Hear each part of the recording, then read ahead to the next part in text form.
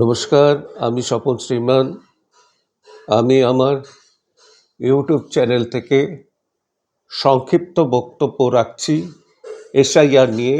SIR ঘোষণা হয়ে গেছে এবং অলরেডি এফেক্টেড 28 তারিখ থেকে হয়েছে।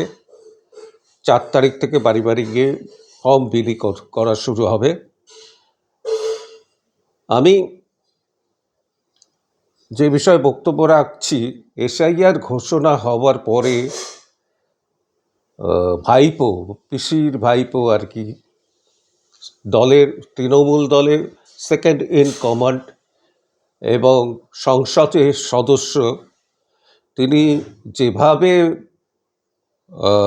ইলেকশন কমিশনারকে আক্রমণ করেছে, তার উদ্দেশ্যে একটা ছোট্ট বক্তব্য রাখছি।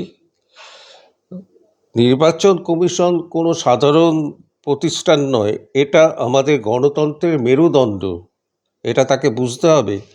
যে কেউ যদি এই সংবিধান সম্মত প্রতিষ্ঠানের ক্ষমতা নিয়ে প্রশ্ন তোলে, বিদ্রূপ করে, তাহলে বুঝে নিতে হবে সে শুধু আইনের নয়, জনগণেরও অবমাননা করছে।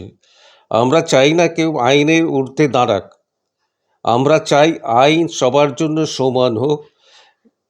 এই দেশ কারোর ব্যক্তিগত সম্পত্তি নয়। যে ভাবছে সে যা খুশি তাই করব, নির্বাচন কমিশন কিছু করতে পারবে না, সে বড় ভুল করবে। নির্বাচন কমিশনারের ক্ষমতা কতটা গভীর তা শীঘ্রই টের পাবে ভাইপো এবং সমস্ত তৃণমূল দলটা। নির্বাচন কমিশনের ক্ষমতা কতটা গভীর। গণতন্ত্রের বিরুদ্ধে দাঁড়ালে তার বিচার জনগণই করবে, আর জনগণের বিচারই চূড়ান্ত। এটা মনে রাখতে হবে ভাইপোকে। এই বলে আমি আমার বক্তব্য শেষ করলাম। ধন্যবাদ।